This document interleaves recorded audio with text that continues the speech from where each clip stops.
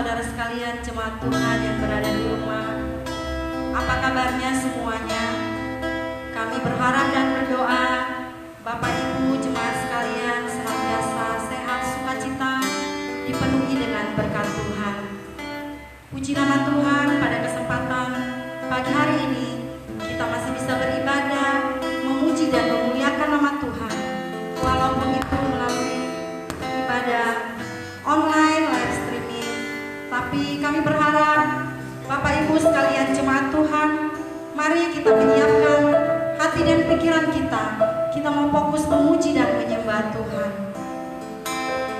Mari Bapak Ibu, kita akan memulai ibadah kita pada pagi hari ini. Panggilan beribadah terambil dari Ratapan 3 ayat 25 sampai dengan ayatnya yang ke-26. Tuhan adalah baik bagi orang yang berharap kepadanya, bagi jiwa yang mencari Dia adalah baik menanti dengan diam pertolongan Tuhan. Mari Bapak Ibu kita naikkan satu pujian. Bapak, kita akan naikkan pujian ini dari baitnya yang pertama sampai dengan ayatnya yang ketiga. Ingat akan nama Yesus. Ingat akan nama Yesus. Nama Yesus akan kenal. Nama itu menghiburmu dan memberi kesukaan. Indahlah namanya, pengharapan dunia. Indahlah namanya, sukacita yang ada. Ingat akan nama Yesus, berarti saya teguh. Bila datang pencobaan, nama Yesus tak seru.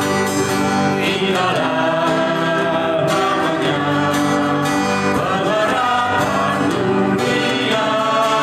Indahlah namanya, sukacita yang ada. Sungguh indah nama Yesus. Sungguh indah nama Yesus. Hati kita terkenal. Bila kita disambutnya, sukacita ku besar. Indahlah namanya, pengharapan dunia.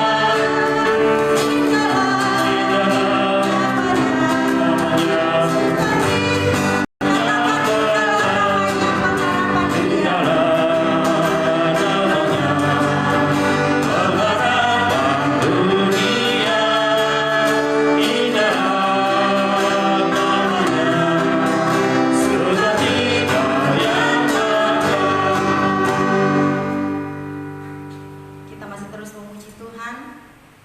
Kita tahu Tuhanlah menjadi batu karang kita. Dialah naungan kita yang teguh. Dia yang senantiasa menyertai kita apapun keadaan kita. Kita harus terus datang menyembah Tuhan, berseru kepada Tuhan. Kita naikkan satu pujian dari nyanyian pujian nomor 219, Batu Karang Berlimpah. Tuhanlah batu karangku, naungannya.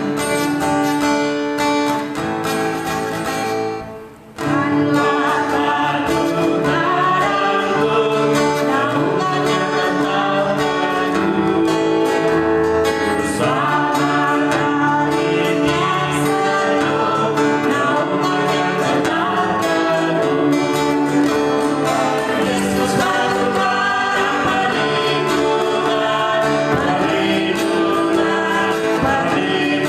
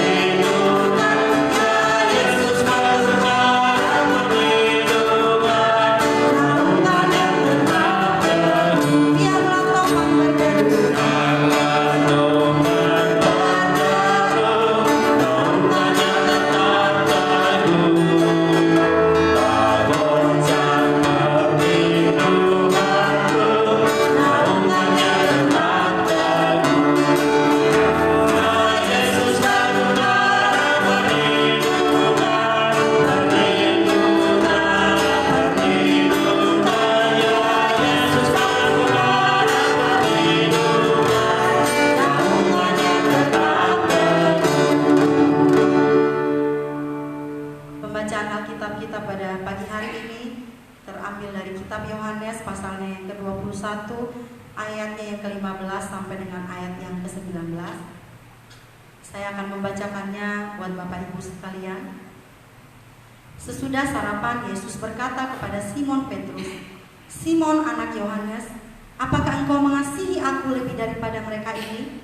Jawab Petrus kepadanya, "Benar Tuhan, engkau tahu bahwa aku mengasihi engkau." Kata Yesus kepadanya, "Gembalakanlah domba-dombaku."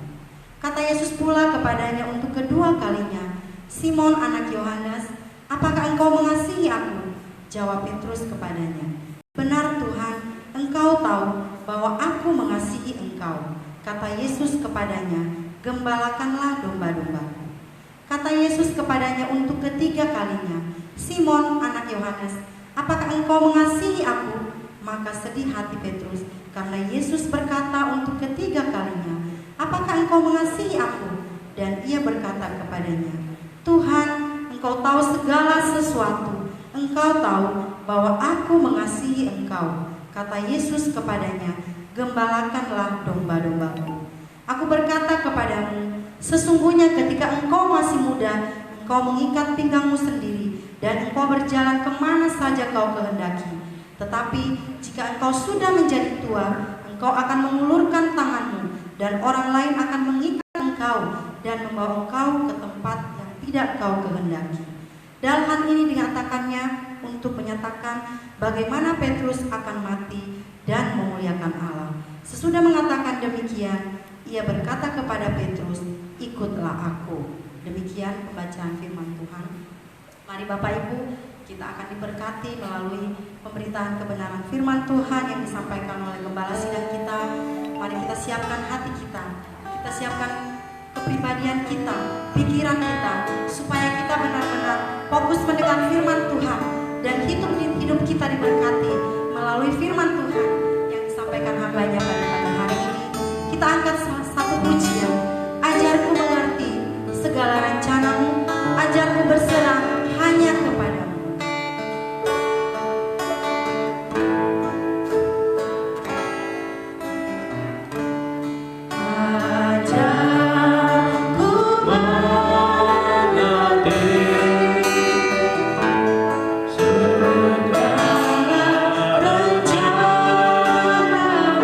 Ajarku berserah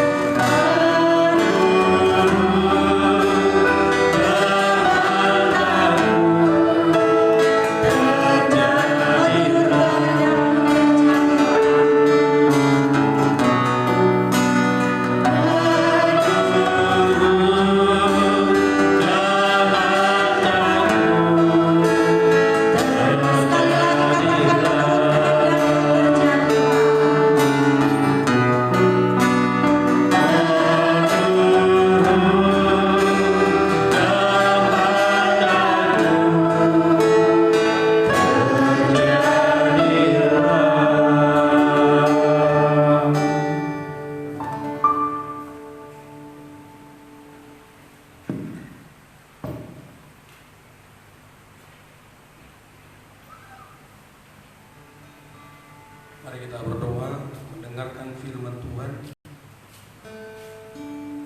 Maha besar Engkau Tuhan dan Allah kami, yang tak pernah meninggalkan kami, walau kami selalu jatuh, selalu gagal dalam perjalanan dan perjuangan hidup untuk tetap konsisten dengan Tuhan dan dengan segala hukum.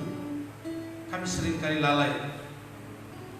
Tetapi dengan kami belajar firman Tuhan, dengan kami terus menyelidiki firman Tuhan, dengan kami terus mendengarkan firman Tuhan, biarlah ada penegasan, ada peneguhan kembali untuk kami semakin disegarkan, untuk kami semakin bertumbuh dan bangkit dalam memperjuangkan hidup dan kehidupan yang Tuhan percayakan.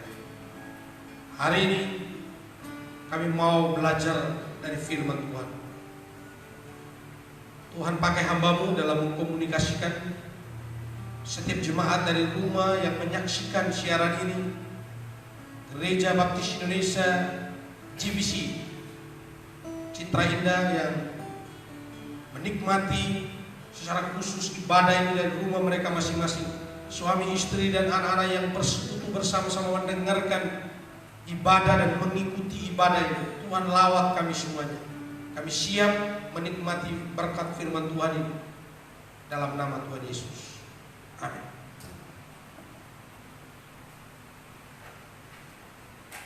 Shalom Bapak Ibu dan saudara-saudara yang dikasihi oleh Tuhan Yesus Kristus. Terus menyaksikan ibadah online selama masa yang masih sulit ini kita hadapi bersama-sama. Terus semangat dalam menikmati ibadah bersama-sama dengan keluarga dan rumah kita masing-masing. Tentu kita juga dalam kesempatan ini, firman Tuhan yang saya sampaikan yang sudah dibacakan oleh pemimpin acara tadi, yang terambil di dalam Yohanes pasal yang ke 21 ayat 1, sebenarnya satu pasal itu menjadi khotbah saya pada pagi hari ini, di dalam Injil Yohanes pasal 21 ayat 1 sampai dengan ayat yang ke-23. Kalau ditambah dengan penutup ya 24 dan 25. Saudara-saudara yang dikasihi oleh Yesus Kristus, kita tahu ini masih merupakan suasana pasca atau setelah kebangkitan Yesus Kristus. Yesus bangkit pada hari pertama minggu itu, atau Yesus bangkit dari kematian. Dia mengalahkan maut. Ada 40 hari. 40 hari sesudah Yesus bangkit, dia bersama-sama dengan murid-muridnya. Dan dalam 40 hari ada penampakan secara berulang-ulang kali yang dilakukan oleh Tuhan Yesus. Seperti yang saya sudah khotbahkan dalam minggu-minggu kemarin, saudara-saudara, dalam Injil Lukas misalnya, ada beberapa penampakan. Khotbah yang pertama itu penampakan Yesus kepada kedua murid di jalan menuju Emmaus. Lalu kemudian khotbah saya minggu yang lalu, penampakan Yesus kepada ke-11 murid. Penampakan Yesus kepada ke-11 murid.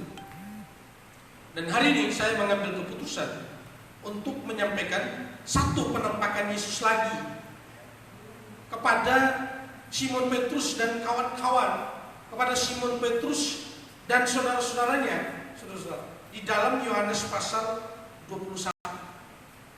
Yohanes pasal 21 ini menceritakan tentang murid-murid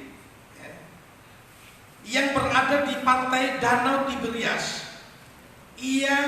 Mereka kembali dalam pekerjaan mula-mula. Apa pekerjaan mula-mula dari Petrus dan saudara-saudaranya? Mereka adalah penjala ikan. Mereka adalah penjala ikan. Ketika Yesus sudah mati, lalu kemudian dan bangkit dan tidak lagi bersama dengan mereka siang dan malam, Yesus bisa hadir ketika ketika dia menampakkan diri. Tapi Yesus bisa meninggalkan mereka dalam sekejap, dan dia pergi. Jadi situasinya berbeda ketika Yesus bersama melayani dengan mereka, mendaki gunung, turun lembah, memberi makan banyak orang, menyaksikan Yesus melakukan tanda-tanda ajaib, menyembuhkan orang yang sakit, mata dicelupkan, orang buta bisa melihat, orang lumpuh bisa berjalan, bahkan Lazarus yang mati bisa bangkit. Saudara, semua peristiwa itu diikuti oleh murid-murid. Saudara, ketika Yesus sudah mati dan bangkit, tidak lagi mereka mengalami situasi kebersamaan seperti waktu mereka bersama-sama dengan Yesus. Dan ini yang menyebabkan Petrus dan kawan-kawan sampai kepada satu titik pemikiran, kembali kepada pekerjaan mula-mula. Kalau bersama dengan Yesus terus-menerus, makanan tidak menjadi soal. Saudara, ada jemaat, ada wanita-wanita, ada wanita-wanita yang membantu pelayanan Yesus, memberikan makanan kepada mereka, memberikan minuman kepada mereka. Ada jemaat-jemaat yang memperhatikan mereka. Itu yang pertama. Yang kedua, Yesus juga dalam kemahakuasaannya bisa juga menghadirkan makanan, saudara, seperti dalam Yohanes pasal 6. Artinya, saudara, bersama dengan Yesus hampir tidak pernah ada kesulitan makanan dan minuman waktu murid-murid bersama dengan Yesus. Tapi berbeda situasinya ketika Yesus sudah mati dan bangkit dan tidak lagi bersama-sama dengan murid-murid. Murid-murid mulai kewalahan, murid-murid mulai khawatir, saudara-saudara, dan akhirnya mereka memutuskan untuk kembali kepada pekerjaan mula-mula. Petrus berbicara kepada saudaranya di ayat yang pasal 21 ayat pertama. Kalau Anda perhatikan sampai dengan ayat yang 14, dia bilang, saya mau pergi menjala ikan. Teman-temannya juga mau ikut, saudara. Mereka bersama-sama ikut, saudara. Mereka bersama-sama memutuskan untuk ikut. Saudara-saudara, Yesus penting sekali datang mengunjungi mereka, datang menampakkan diri kepada mereka untuk menyegarkan kembali.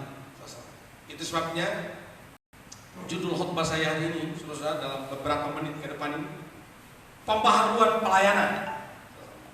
Pembaharuan pelayanan. Petrus perlu dibaharui pelayanannya. Murid-murid perlu dibaharui pelayanannya, saudara. Mereka perlu dibaharui. Mengapa tidak, saudara? Mereka sudah berubah. Mereka sudah khawatir, saudara. Mereka sudah mulai cemas, saudara, dengan kebutuhan hidup mereka, dengan kebutuhan dan kecukupan keluarga mereka. Situasinya sudah berbeda, dan mereka mau meninggalkan pelayanan, mau meninggalkan pekerjaan Tuhan, dan fokus menjadi konsentrasi kepada pekerjaan mula-mula, yaitu menjalankan. Saudara-saudara yang dikasihi oleh Yesus Kristus, Yesus penting sekali di titik ini untuk menampakkan diri kepada Petrus dan kawan-kawan. Ada yang harus diperbarui dalam kehidupan Petrus dan murid-murid. Ada yang perlu diperbarui. Saudara-saudara, kalau kita lihat juga dalam situasi kita sekarang ini, kalau kita perhatikan situasi kita, pelayanan kita, gereja-gereja dalam situasi pandemi COVID-19 sekarang ini, pelayanan juga perlu diperbaharui. Pelayanan yang mungkin orientasinya hanya di gedung gereja, saudara, seperti ini, sekarang mulai di rumah-rumah. Suami memainkan peran sebagai kepala keluarga yang bijak, memimpin istri dan anak-anaknya bersama-sama beribadah kepada Tuhan. Saudara-saudara, ini sesuatu yang positif. Meskipun kebersamaan untuk bersekutu di tempat ini seperti yang kita lakukan sebelum COVID-19 ini, saudara-saudara, perlu kita berharap, saudara, ini kembali kondusif. Tetapi, saudara-saudara, stigma yang selama ini bahwa ibadah itu hanya di dalam gedung gereja mulai diperbarui.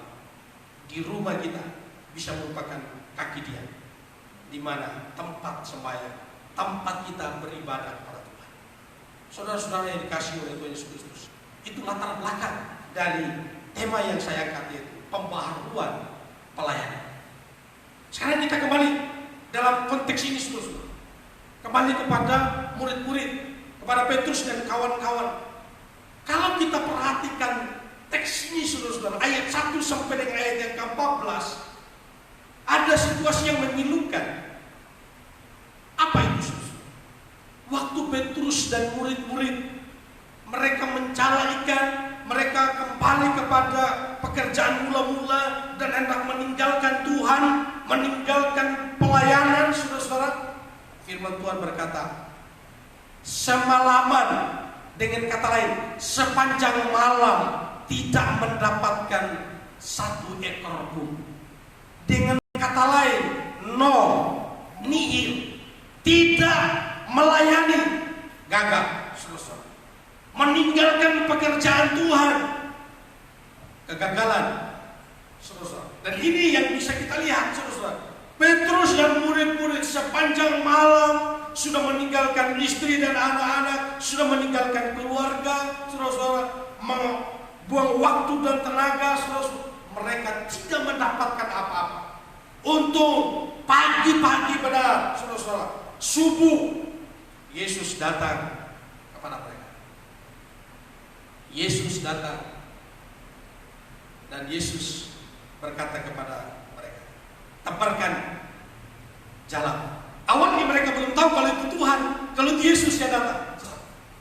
Ketika Yesus menyuruh tebarkan jalan, Petrus menebar jalannya dan mereka dapat ikan dengan jumlah yang sangat banyak.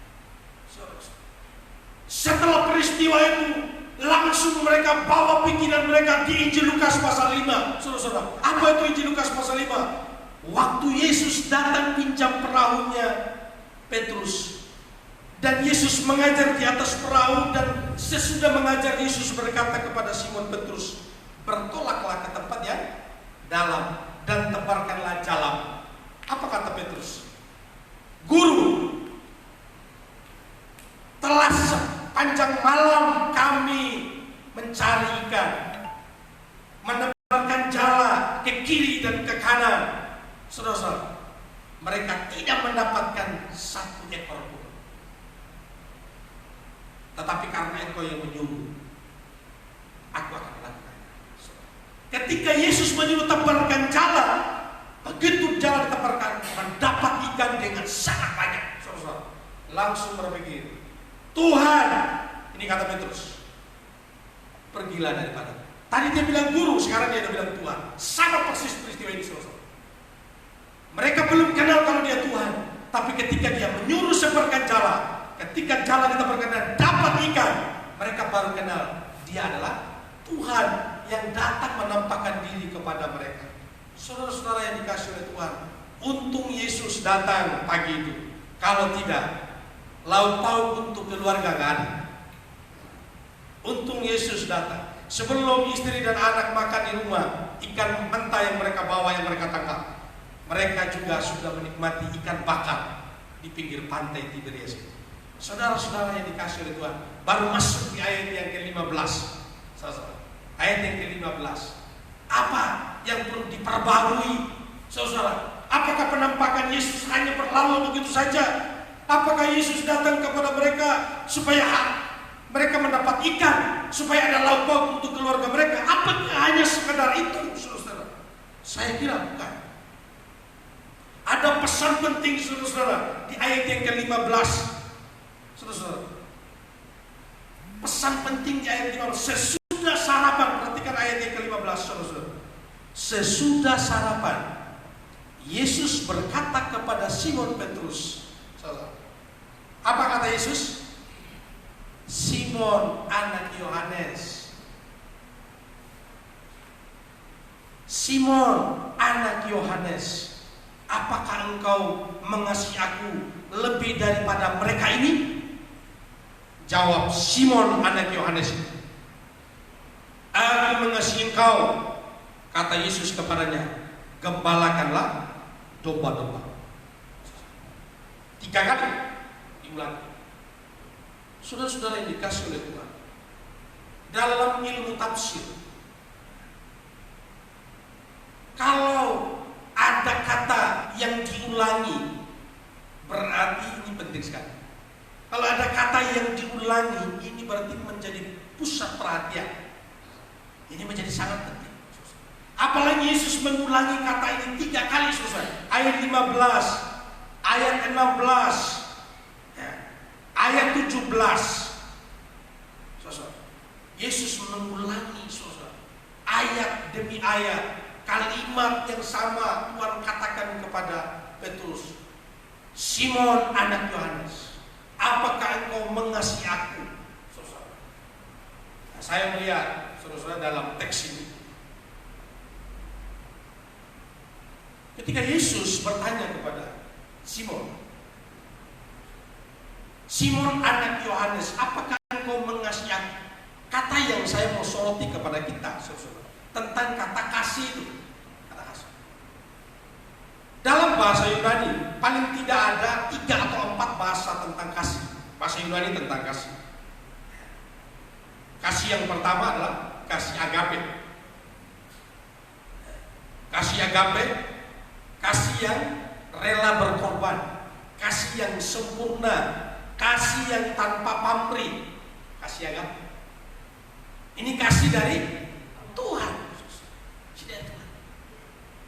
Kasih yang kedua apa? Kasih phileo. Kasih phileo seringkali juga digabungkan dengan kasih storge. Itu kadang-kadang dalam teks Yunani juga bisa menggunakan philostorgos, ya. Kasih kekeluargaan, bisa juga begitu. Itu sebabnya ada yang menyebut 3, bisa juga menyebut 4. Tapi tidak mengapa, dalam kesempatan ini saya mau paparkan 4, saudara. Phileo, kasih persaudaraan, kasih persahabatan, saudara. Artinya apa? Guru dengan murid, murid dengan guru, teman, saudara. Jadi kasih persaudaraan itu phileo. Tapi ada kasih yang ketiga, storge.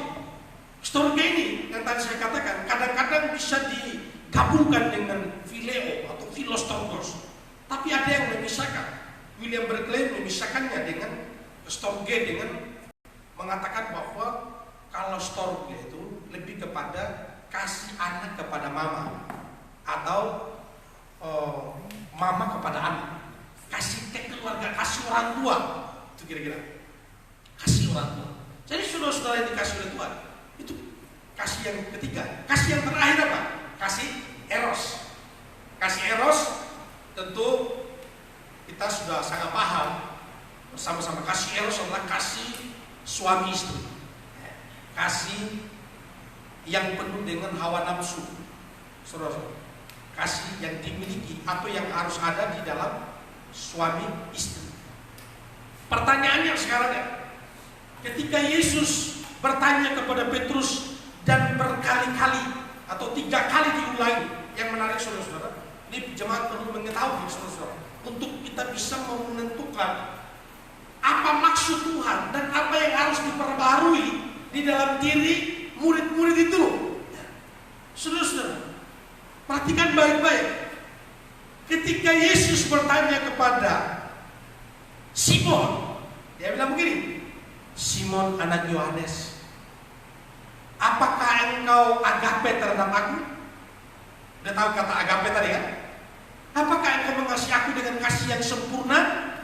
Apakah engkau mengasihi aku dengan kasih yang rela berkorban? Apakah engkau mengasihi aku dengan kasih yang tanpa pamrih? Apa jawaban Simon Petrus? Simon Petrus menjawab, aku mengasihi engkau dengan kasih phileo. Saudara, Yesus bertanya agape, Simon menjawab phileo. Simon berkata begini, aku mengasihi engkau karena engkau guru dan aku murid. Engkau teman, engkau sahabatku, aku mengasihi engkau demikian. Pertanyaannya saya sekarang, apakah apakah pertanyaan Yesus sudah terjawab? Belum. Belum terjawab. Maka perlu melontarkan pertanyaan kedua. Karena belum terjawab, maka pertanyaan kedua perlu dilontarkan. Ini perhatikan baik-baik Bapak Ibu dan Saudara. Yesus bertanya, meluncurkan pertanyaan yang kedua. Simon anak Yohanes, ayat 16. Apakah engkau agape terhadap aku? Simon menjawab, aku phileo. Tetap sama, saudara. Apakah sudah terjawab? Belum, saudara. Tapi kalau Yesus bertanya begitu terus, saudara, jangankan 3 kali, 4 kali, mungkin 10 kali akan sama terus, saudara. Pertanyaan ketiga, saudara, Yesus menggelontarkan pertanyaan ketiga, tapi dia ubah polanya, saudara. Jangan-jangan si Petrus ini gak mudah. Jangan-jangan si Petrus ini gak mengerti maksudnya. Aku harapkan dia kasih. Aku tanya dia agape, tapi dia jawabnya phileo. Dua kali. Sekarang pertanyaan ketiga untuk terakhir. Aku coba ubah. Aku bilang phileo. Kalau dia bilang agape, nah ini berarti sudah terjawab nih, saudara.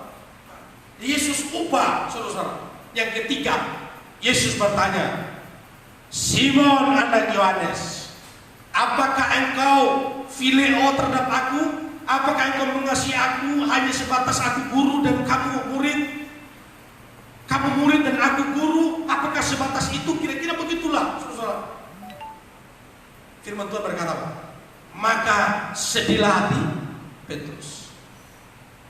Sedih hati Petrus. Petrus tahu persis dia tidak sanggup mengasihi dengan agape, saudara. Dia sudah menoleh ke belakang dan Yesus pernah bilang kepada aku, mulai hari ini engkau akan menjadi penjala manusia. Tapi nyatanya Tuhan dapati dia menjadi penjala ikan, saudara. Petrus juga pernah berkata, kalau ada yang menangkap engkau, aku orang pertama, saudara. Petrus selalu tampil sebagai seorang pahlawan, saudara. Tapi buktinya ketika Yesus disalibkan, Petrus menyangkal.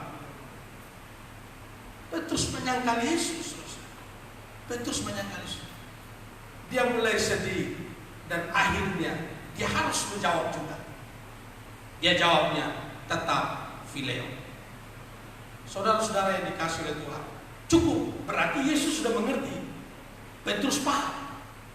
Tetapi yang Yesus mau tekankan kepada Simon Petrus dan kepada kita jemaat Tuhan hari ini, saudara, Yesus mengharapkan dalam diri seorang murid, dalam diri seorang Petrus, dalam diri seorang jemaat yang mengasihi Tuhan Allah, kasih yang agape. Standar kasih yang dikehendaki Tuhan dalam hidup dan pelayanan kita adalah kasih yang agape, kasih yang rela berkorban, kasih yang tanpa pamrih, saudara-saudara. Kasih yang dari Tuhan, level kasih ini yang Tuhan harapkan dalam diri kita. Tetapi dalam kenyataannya, meskipun tidak demikian, hanya mengasihi dengan kasih yang phileo, Yesus juga tidak melarang. Yesus juga tidak menghukum si Simon Petrus karena jawabannya tadi. Saudara-saudara yang dikasih oleh Tuhan, ini yang menjadi penekanan saya di poin yang pertama. Apa yang perlu diperbaharui dalam diri Petrus dan murid-murid? Kasihnya. Kasihnya kalau selama ini dia hanya mengasihi Tuhan dengan kasih yang phileo, kasih sebagai persahabatan saja, hanya mengakui dia guru dan dia murid, saudara-saudara, harus diubah, saudara. Harus diubah. Kasihnya kepada Tuhan harus kasih yang levelnya agape, kasih yang rela berkorban, siap mempertaruhkan nyawanya, saudara-saudara, untuk Tuhan. Sejarah membuktikan setelah perjumpaan Petrus dan Yesus di Danau Tiberias itu, saudara-saudara, tidak lagi meninggalkan pelayanan. Sejak itu Petrus bertobat, saudara-saudara, dan dia fokus melayani Tuhan, dan dia dipakai Tuhan luar biasa. Meninggalkan pelayanan, kegagalan yang terjadi. Kasih kepada Tuhan harus kasih yang agape. kepada setiap jemaat Tuhan yang sudah melayani Tuhan. Gereja Baptis GBC Citra ini, saya memberi apresiasi kepada jemaat Tuhan semua terlibat dalam pelayanan. Pesan firman Tuhan dalam masa-masa pasca kebangkitan ini, pelayanan kita kepada Tuhan standarnya harus kasih yang agape. Standarnya harus kasih yang agape, kasih yang rela berkorban, kasih yang tanpa pamrih, melayani Tuhan dengan sungguh-sungguh, melayani Tuhan dengan serius. Saudara-saudara, ini yang perlu diubah dalam hidup kita. Situasi memang kurang kondusif hari-hari ini, tetapi kasih kita kepada Tuhan jangan pernah berubah hanya karena COVID-19. Amin Bapak Ibu. Ya saudara, kasih kita kepada Tuhan harus terus membara, harus terus dipertontonkan dalam situasi apapun. Dan ini yang ditegaskan Yesus ketika dia menampakkan diri kepada murid-murid. Hal yang kedua yang harus diperbarui di dalam diri Petrus dan kawan-kawan. Ketika Yesus berkata, Petrus, apakah engkau mengasihi aku? Dia menjawabkan. Tapi Yesus menegaskan apa di situ? Gembalakanlah domba-domba. Ini juga penting sekali. 3 kali juga Yesus sertakan ini. Ini artinya apa? Ini artinya yang harus diubah di dalam pelayanan, yang harus diubah dalam pelayanan, baik itu dalam pelayanan keluarga maupun pelayanan di gereja, dalam pekerjaan Tuhan yang harus diubah berdasarkan konteks ini, saudara-saudara. Ketika Yesus bertanya kepada Petrus, apakah engkau mengasihi aku? Iya, aku mengasihi engkau. Gembalakan domba-domba. Ini juga poin penting, saudara-saudara. Orientasi pelayanan ini penting sekali, harus diubah, saudara. Orientasi pelayanan harus ada domba yang digembalakan, harus ada umat yang digembalakan, harus ada keluarga yang dipimpin dengan baik. Kalau saya sebagai seorang suami, pimpin istri dan anak-anak dengan baik. Kalau saya seorang hamba Tuhan, gembalakan umat Tuhan dengan baik, saudara-saudara. Harus sampai kepada orientasi ini. Kalau pelayanan kita tidak berorientasi kepada adanya umat, adanya domba yang digembalakan, kasih kita kepada Tuhan harus dipertanyakan. Engkau melayani Tuhan, kita serius melayani Tuhan, tapi tidak bisa mengembalakan domba Tuhan. Setiap orang percaya itu domba Tuhan.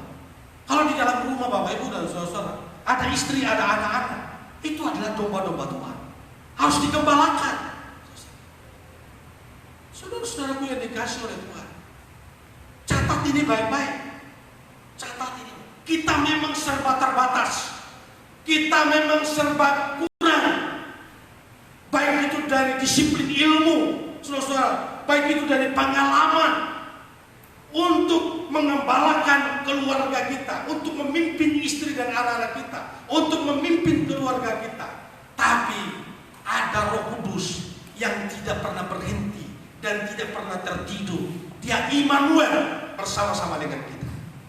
Saudara-saudara, ini harus menjadi semangat kita sebagai orang Kristen. Harus diperbarui. Jadi penampakan Yesus kepada murid-murid adalah supaya murid-murid ada pembaharuan secara dinamis, ada peneguhan kembali. Kasihnya harus diperbarui. Yang kedua, orientasi pelayanannya juga harus diperbarui. Orientasi pelayanan.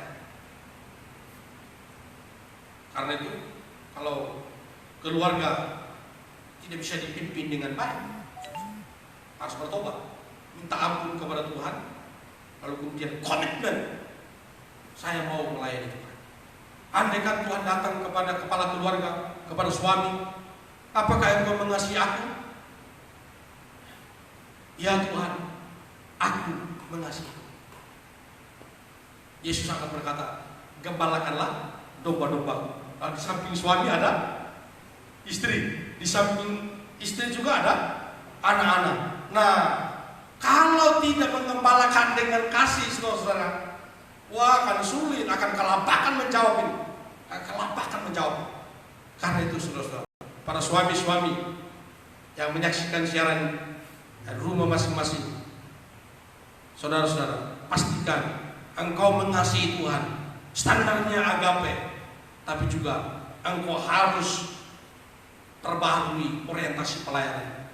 Gembalakanlah anak, gembalakanlah istri, gembalakan keluarga dalam kasih dan hikmat Tuhan. Gembalakan. Ini yang penting sekali. Saudara yang dikasih oleh Tuhan Yesus Kristus.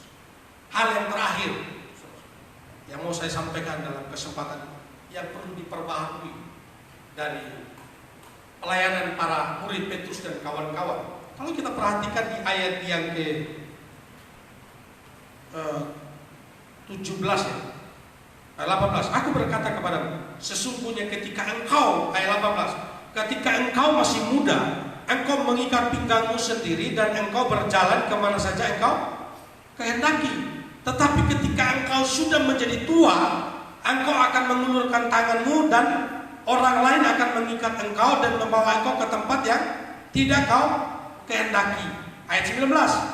Dan hal ini dikatakannya untuk menyatakan bagaimana Petrus akan mati dan memuliakan Allah. Sesudah mengatakan demikian, ia berkata kepada Petrus, ikutlah aku. Saudara-saudara, sederhananya begini. Ketika Yesus sudah mengevaluasi kasih yang ada padanya kepada Tuhan di dalam diri Petrus, dan juga memberikan pembaharuan pelayanan, orientasi pelayanan. Sekarang Yesus mengatakan kepada Petrus, Petrus, kalau engkau masih muda, engkau boleh berjalan kemana saja engkau kehendaki. Tapi nanti ketika engkau sudah menjadi tua, engkau akan dibawa ke tempat yang tidak kau kehendaki. Dan secara mencatat Bapak Ibu dan Saudara, Petrus ditangkap mati martir. Ketika Petrus mau disalibkan, saudara-saudara, dia minta tidak boleh sama dengan Tuhan Yesus. Dia minta kepalanya di bawah dan kakinya di atas. Yesus adalah Tuhan. Dia sudah tahu jauh ke depan, saudara-saudara, apa yang akan terjadi kepada murid-muridnya.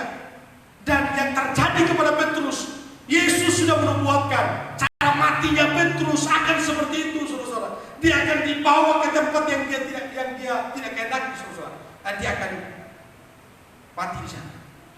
Saudara-saudaraku yang dikasih oleh Tuhan, cara matinya Petrus memang mengerikan. Sudah setia melayani Tuhan, tapi cara matinya demikian, wah, mengerikan sekali. Petrus secara manusia memang sulit ya. Begitu dia menoleh, lalu kemudian dia melihat di ayat 20 sampai dengan 23. Ketika Petrus berpaling dan dia melihat ada murid yang dikasih sedang mengikuti mereka. Ya, ini Yohanes yang dimaksud. Salah satu murid yang dikasih Tuhan Yesus. Dia melihat, ya selalu bersama dengan Yesus, kan ada Yohanes, ada Petrus, ya, kadang ada Yakobus. Ini murid yang selalu bersama-sama dengan Yesus. Nah sekarang Yesus menubuatkan cara matinya si Petrus dengan mengerikan seperti itu, saudara-saudara. Si Petrus juga nggak mau, dia tidak mau semacam korban sendiri lah, kira-kira begitu kan. Dia tidak mau, hanya dia yang sakit.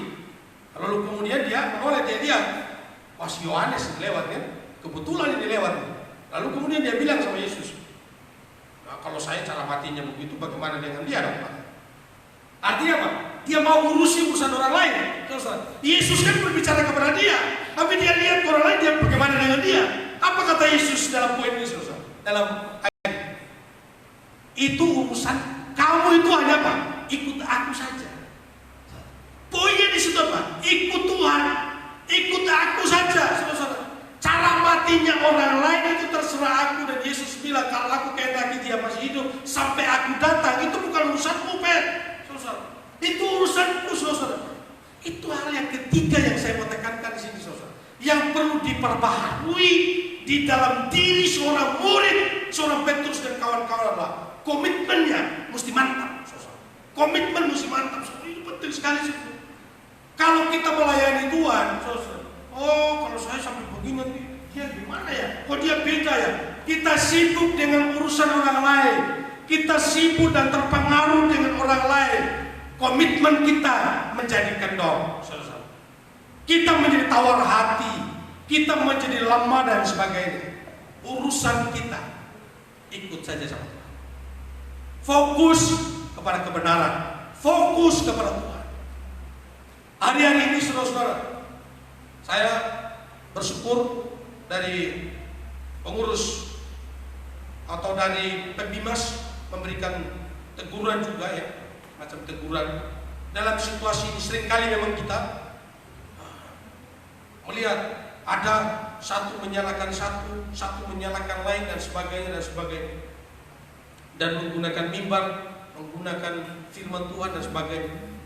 Saya tidak sedang menyalahkan itu. Saya tidak sedang, tapi saya mau mengatakan akan mudah bagi kita, kok dia begitu ya, kok saya begitu ya, dan sebagainya.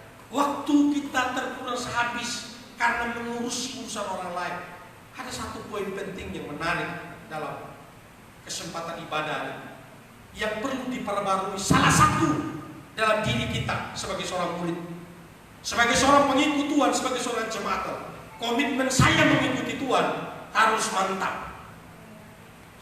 Komitmen saudara dalam mengikuti Tuhan fokus mantap, saudara-saudara. Jangan urusi urusan orang lain. Urusan orang lain adalah urusan Tuhan. Jangan urusi urusan orang lain. Fokus kepada urusan.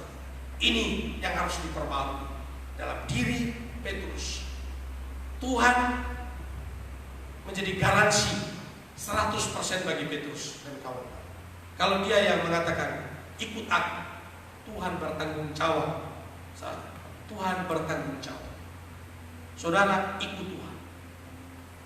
Apapun pekerjaan saudara, apapun aktivitas saudara, jangan sampai aktivitas dan pekerjaan itu menghalangi untuk meninggalkan Tuhan.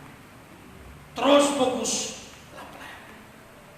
Dia hari Minggu tidak ikut ibadah, dia tetap bekerja, tapi kok dia tidak kena COVID-19 ya, tidak kena corona ya.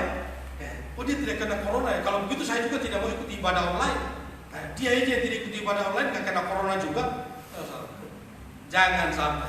Pokoknya jangan ngurusin urusan orang lain. Urusan kita adalah komitmen kita harus mantap kepada Tuhan. Yesus berkata, ikutlah. Itu yang dipesankan kepada murid-murid. Murid-murid terus diperbarui. Penampakan Yesus berkali-kali memberikan penegasan kepada mereka untuk semakin mantap di dalam melayani Tuhan. Hari ini kita bersyukur kalau Injil, berita tentang keselamatan terus dikumandangkan dengan semangat dan antusias yang luar biasa. Itu karena ada komitmen yang mantap. Satu lagu yang merespon firman Tuhan pada hari ini, mengikut Yesus adalah keputusan. Sambil saya mengundang tim musik untuk maju ke depan. Di India ada satu suku namanya suku Garo. Lalu di dalam suku itu ada satu keluarga yang menerima Injil di kampung Asam namanya. Satu keluarga ini menerima Yesus Kristus sebagai Tuhan dan Juru Selamat. Komitmennya mantap dalam mengikuti Tuhan. Dan ketika orang-orang kampung, kepala suku dan orang-orang kampung mengetahui bahwa ada satu keluarga di kampung Asam suku Garo yang mulai meninggalkan imannya dan percaya kepada Yesus, dia dipanggil di lapangan terbuka dan ditanya, apakah benar engkau pengikut Kristus?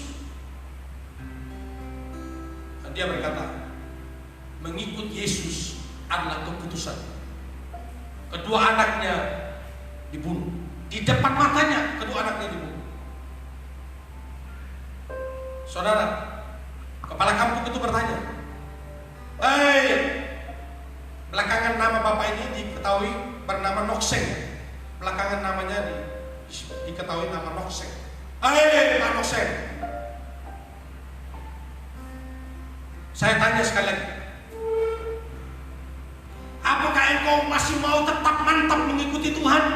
percaya kepada Yesus, atau kamu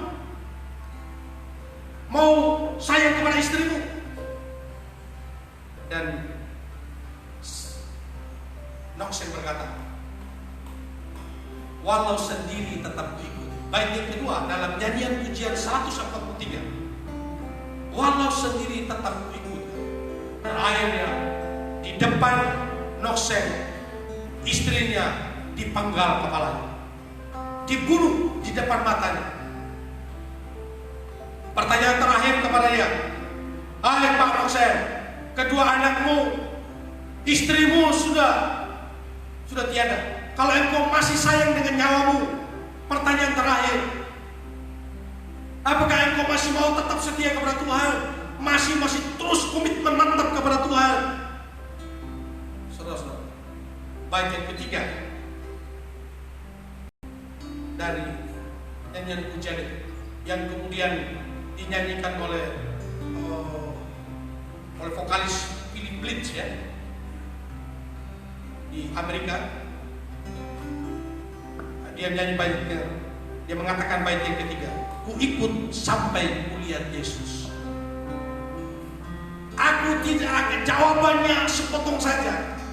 Kata yang dipakai di situ, jawabannya Noxen ini, no back. Hanya itu aja, no back. Artinya apa? Saya tidak mau kembali lagi. Iya.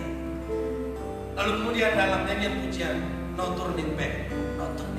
Aku tidak akan mundur, aku tidak akan menyerah, aku tetap akan maju terus. Aku tetap akan maju. Komitmen mengikuti Tuhan mantap, walau nyawa menjadi taruhannya. Apapun situasi kita, ada makanan atau tidak ada makanan, kesulitan di masa pandemi ini, komitmen mengikuti Tuhan. Jangan pernah tergiur dengan sembako, lalu kemudian menggantikan imanmu. Ada orang yang menolong, lalu kemudian engkau mulai berpikir, kok orang Kristen tidak perhatikan saya? Kalau begitu, mulai berani. Jangan jual Tuhan Yesus hanya dengan makanan. Komitmen mengikuti Tuhan, nyawa sekalipun taruhannya, tetap harus mantap. Nyanyian pujian 143, mengikut Yesus keputusan. Mari kita menyanyikan Bapak Ibu dan saudara-saudara di rumah masing-masing.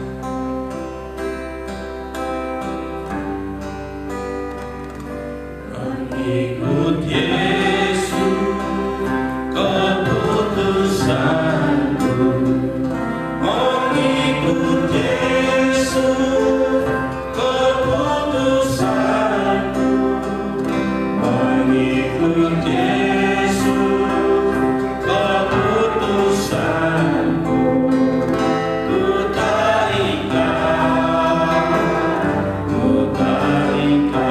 Bait yang kedua, tetap ku ikut walau sendiri. Tetap ku ikut walau sendiri. Amin. Tetap ku ikut walau sendiri. Tetap ku ikut walau sendiri. Ku tak ikat. Saudaraku yang dikasih oleh Tuhan Yesus Kristus, belakangan suku Garo dengan kepala suku yang menyiksa Noxen dan keluarganya bertobat hanya karena mengapa si Noxen terus percaya kepada Tuhan, bahkan menyaksikan anak dan istrinya dan nyawanya sendiri dikorbankan hanya karena beriman kepada Yesus. Siapa Yesus? Sejarah mencatat di kemudian hari, kepala suku ini bertobat dan suku Garo dimenangkan oleh Tuhan Yesus. Billy Graham dalam setiap KKR di mana saja, di setiap negara, di setiap kota, lagu yang dia pakai Billy Graham dalam khotbah-khotbahnya, mengikut Yesus keputusan. Bait yang ketiga, ku ikut sampai kulihat Yesus.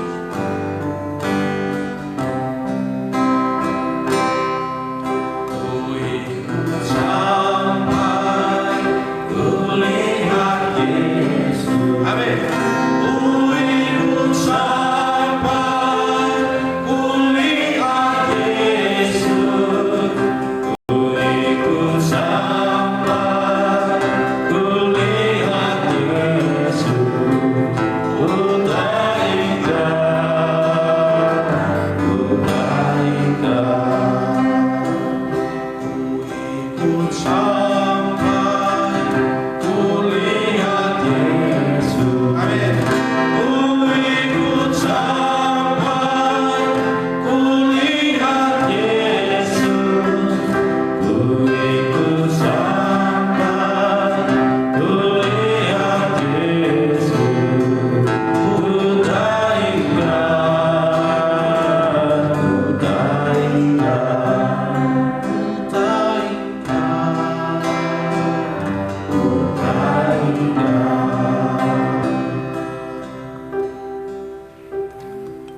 Terima kasih Tuhan untuk firman-Mu yang telah kami renungkan. Tuhan, kiranya mantraikan firman dalam hati kami. Kepada setiap jemaat yang menyaksikan siaran ini dari rumah mereka masing-masing, atau dari manapun setiap orang yang menonton siaran ini, dilawat dan diberkati oleh Tuhan. Terima kasih Bapa di surga. Hamba-Mu berhenti berbicara.